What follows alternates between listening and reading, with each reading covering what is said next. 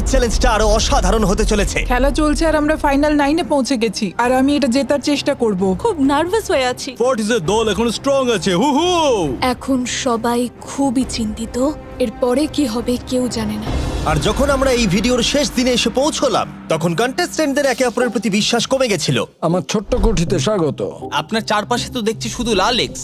লাল এক্সের সমুদ্র। ওইদিকে যারা আছে তাদের কি আপনি বিশ্বাস করেন?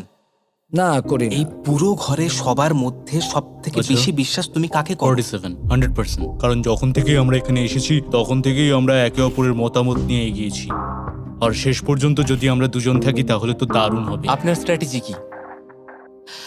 আমার কাছে কোনো স্ট্র্যাটেজি নেই। যেহেতু তোমরা কেউ একমত নও যে এই বিরাট প্রাইজ মানিটা কে পাওয়ার যোগ্য, তাই আমরা এখন 4 জনকে বেছে নেব এই কম্পিটিশন থেকে এলিমিনেট করবার জন্য। আর খেলাটা খুবই সিম্পল।